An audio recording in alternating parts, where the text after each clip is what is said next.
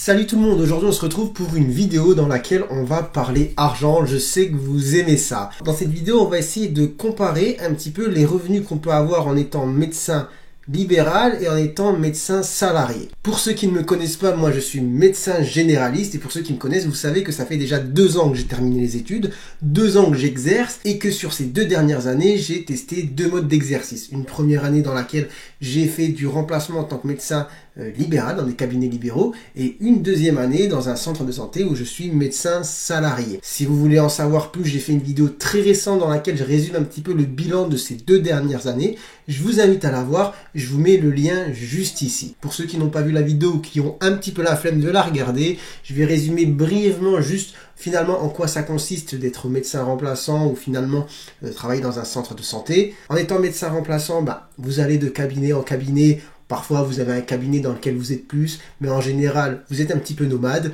Vous travaillez chez un médecin qui n'est pas là. Vous faites les consultations normalement. L'argent, finalement, rentre dans la caisse. Et quand le médecin revient, il vous fait un virement, mais pas de la somme totale. Je vous expliquerai juste après. Médecin dans un centre en étant salarié, c'est ce que je fais en ce moment. Vous êtes médecin dans un centre, vous voyez les patients, etc. Vous faites rentrer l'argent. Et à la fin du mois, pareil, le centre vous redistribue une part dans une certaine proportion.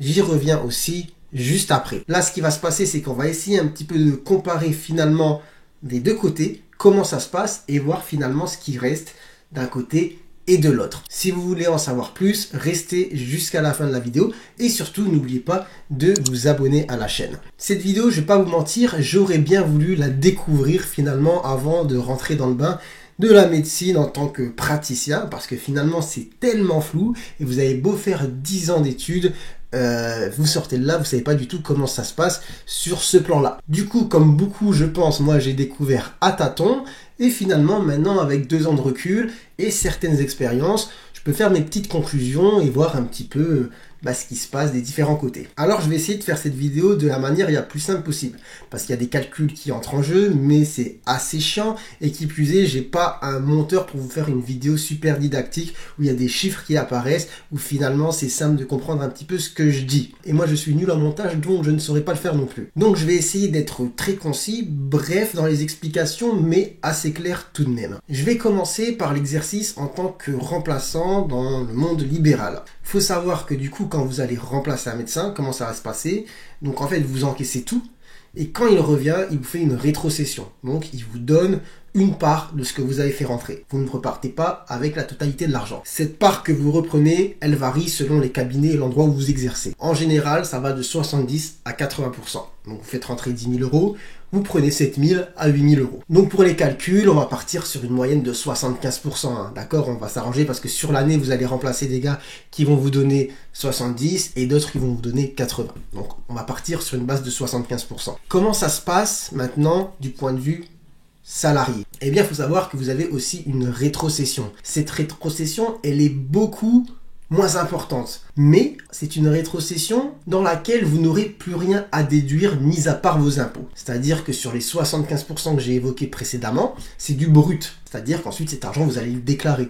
Et vous allez payer l'URSSAF, qui concerne en fait les cotisations sociales, et la CARF, en fait, qui est la caisse de retraite des médecins libéraux. Après, vous paierez vos impôts. Quand vous prenez la rétrocession dans un centre en tant que salarié, ça déjà, c'est déduit sur la fiche de paie. Donc certes, vous prenez 40%, ou 45, 50, mais voilà, il n'y a plus rien à déduire, mis à part les impôts. Et cette rétrocession, comme je le dis, elle varie selon les centres, de 35 à 50 en général. Pour ma part, sur cette année où moi justement j'ai testé ce mode d'exercice, j'étais à 40%. Maintenant, on va essayer de voir finalement la différence entre les deux, une fois qu'on a un petit peu tout égalisé et qu'on a déduit ce qu'on va appeler les charges sociales. Donc on va prendre l'exemple du libéral. Ce qu'il faut savoir, là, je vais parler dans le cadre des remplacements. Dans les remplacements, vous allez avoir un statut qu'on va appeler micro-BNC. BNC, c'est-à-dire bénéfice non commercial. Là, on entre dans des termes un petit peu techniques, part du principe que vous n'allez pas dépasser le seuil des 70 000 euros. Si vous les dépassez 2 années de suite, là, vous avez un autre statut, un petit peu différent, qui n'est pas micro-BNC, mais BNC tout court. C'est quoi la différence entre les deux? C'est que quand vous êtes micro-BNC, quand vous allez déclarer votre chiffre d'affaires de l'année, en fait, on va vous déduire une certaine partie pour que vous puissiez payer vos cotisations. C'est-à-dire, on va pas vous dire de payer sur la somme entière que vous avez fait rentrer, mais sur une certaine partie. Je peux entrer dans le détail des chiffres, des pourcentages, etc. Sinon ça va être chiant. Par contre, si vous faites plus de 70 000 euros l'année, si par exemple vous faites 100 000 euros de chiffre d'affaires, bah là vous paierez voilà, vos cotisations sur les 100 000 euros. Finalement, en étant remplaçant libéral, il y a deux situations qui peuvent se voir. Mais en général, on se retrouve dans la situation où vous êtes en micro-BNC. Je vais prendre mon exemple et je vais prendre un chiffre fictif. On va partir du principe que vous remplacez quelqu'un, vous faites rentrer 10 000 euros. Je vais tout déduire avec les impôts. On va partir du principe que je paye environ, moi, 20% d'impôts. Donc, vous faites rentrer 10 000 euros. Vous avez une rétrocession à 75%. Donc, il vous reste 7 500 euros. Vous me suivez. Ensuite, vous allez enlever l'URSSAF, cotisation sociale, qui est à peu près l'équivalent 10%. Vous allez aussi enlever la CARF, caisse de retraite, environ 15%. Ça pique un petit peu. Ensuite, vous enlevez les 20% d'impôts. Donc au total, vous enlevez finalement 45%. Ces 45%, je reviens sur ce que j'ai dit, vous allez les payer pas sur les 7 500 euros que vous allez déclarer, mais sur une somme un peu plus petite parce qu'on vous fait un abattement quand vous êtes en micro-BNC. Et par contre, si vous êtes en BNC, si vous faites par exemple 100 000 euros sur l'année, bah c'est tout. C'est net, c'est carré, vous paierez à peu près 45%. J'ai fait les calculs et je vous donne un petit peu les résultats. Si on part du principe que vous faites rentrer 10 000 euros, que vous êtes en micro-BNC, que vous payez à peu près 20% d'impôts, sur les 10 000 euros, à la fin, il vous reste à peu près 5 200. Si maintenant vous êtes dans le statut du dessus, BNC, on part du principe aussi que vous faites rentrer 10 000 euros, que vous êtes imposé à 20%, à la fin, il vous reste 4 100 euros. On voit que là, c'est un peu moins avantageux, mais en fait, il faut nuancer parce que c'est-à-dire que si on est sur un mode BNC, on part du principe que vous faites plus que quand vous êtes en micro-BNC. Donc là, on partait d'une somme équivalente, mais en fait, quelqu'un qui a ce statut va, entre guillemets, forcément gagner plus que le précédent. Un peu compliqué, mais je pense que vous avez compris. En tout cas, vous voyez un petit peu ce qui rentre à la fin quand vous êtes remplaçant en médecine libérale. Donc on va rester sur le micro-BNC, ce qui est plus fréquent. Voilà, je prends l'exemple, vous faites rentrer 10 000 euros. Bah, à la fin, dans votre poche, il vous reste à peu près 5 000, 5 200. Maintenant, en étant médecin salarié, là, c'est un petit peu différent. Vous faites rentrer 10 000 euros. Je vous ai dit la rétrocession, ça peut être 35-50%. Dans mon cas, c'est 40. Donc sur les 10 000, il reste quoi? Il reste 4 000 avant impôt. Donc vous voyez, déjà, on est en dessous de ce qu'on peut gagner en étant libéral. Sur les 4 000, bah, vous enlevez les 20% d'impôt, il vous reste 3 200. Donc on a une différence quand même 5 000, 3 200. Il y a quand même une différence ultra conséquente. Voilà, donc là j'ai résumé la situation de manière schématique avec des chiffres fictifs, mais c'est à peu près ça. Et donc bah vous allez me dire, bah ouais mais du coup bah t'es perdant. Oui, je suis perdant, mais pour le savoir, fallait quand même tester. Donc fallait tester, et qui plus est, ce qui est important à retenir, et ça je vais vous le dire pour vous, pour ceux qui sont en médecine ou pas en médecine, c'est que finalement, bah, l'argent c'est vrai que c'est important, mais il y a aussi tout le reste. Il y a l'environnement au travail, etc. Le fait que vous puissiez aller travailler dans des bonnes conditions. Je vous explique juste dans ma situation, la situation en tout cas qui est la mienne pour le moment, elle n'est pas dans ma tête immuable définitive. J'avais déjà fait des vidéos sur le sujet, pourquoi en ce moment j'ai en centre de santé, pourquoi en ce moment je suis en centre de santé, pourquoi j'avais arrêté les remplacements. Mais en gros, juste pour résumer, pour pas radoter, voilà, j'ai eu une période d'un an en tant que remplaçant qui, au bout d'un certain moment, m'a lassé. C'est vrai qu'être remplaçant, c'est pas forcément non plus très gratifiant. Vous êtes un petit peu nomade, vous allez de cabinet en cabinet. Souvent, vous travaillez quand tout le monde est en vacances aussi. Et puis, qui plus est, vous n'êtes pas vraiment le docteur. C'est parfois difficile de s'adapter aux patientèles de certains médecins, au cabinet, à l'environnement, à l'endroit. Et puis, voilà, au bout d'un moment, clairement, c'était plus trop mon kiff. Je l'ai fait, j'ai testé, et je me suis rendu compte que je pouvais pas continuer en tant que remplaçant. Après, il y avait la possibilité, du coup, de s'installer directement à son propre nom en médecine libérale, mais pareil, dans ma vie, c'était pas vraiment le moment de m'investir dans un cabinet. Sachant que là, je parlais de l'exercice de remplaçant, dans tout ce que j'ai déduit, finalement, j'ai pas déduit des charges fixes de cabinet. Vous imaginez bien que si demain vous ouvrez votre cabinet, que vous prenez par exemple une secrétaire c'est hyper cher.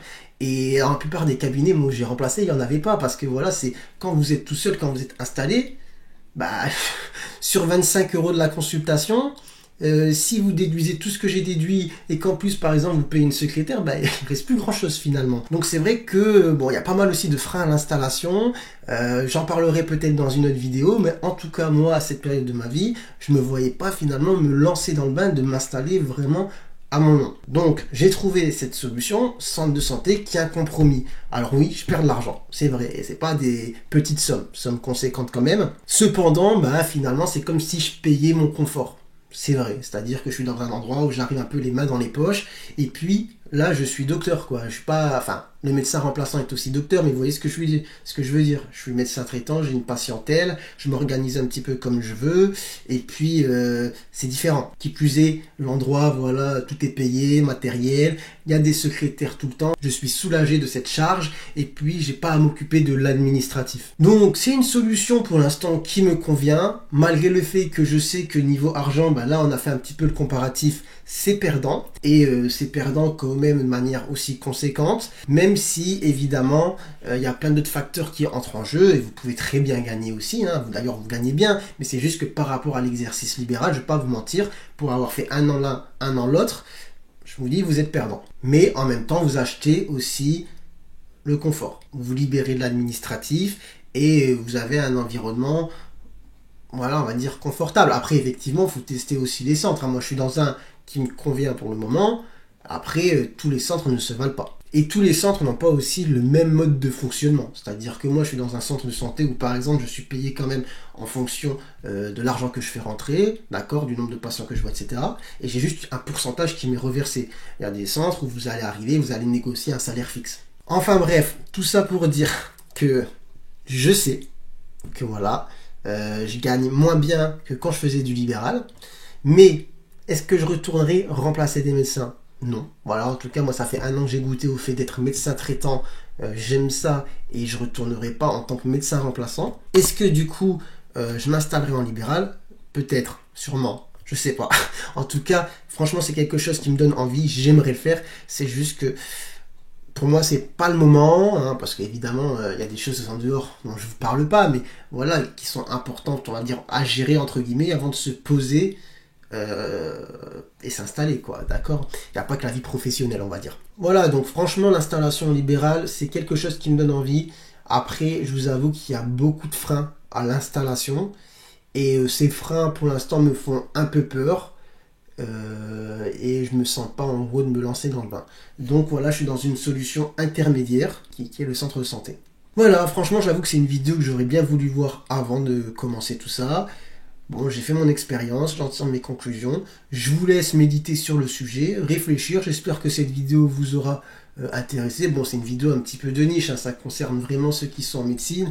Mais au final, je pense que tous ceux qui ont un exercice un petit peu d'indépendant, libéral, peuvent se reconnaître dans cette vidéo parce que finalement, je pense que par exemple, je sais pas, pour les avocats ou pour d'autres professions comme ça, on peut exercer soit en libéral, soit dans des centres où finalement on est payé en fonction finalement de ce qu'on fait, etc. Donc je pense que c'est une vidéo qui peut être quand même assez large au niveau du public. Enfin bref, j'espère que ça vous aura plu. Moi sur ce, je vous laisse et je vous dis à très bientôt pour de nouvelles vidéos. Allez sur ce, ciao ciao.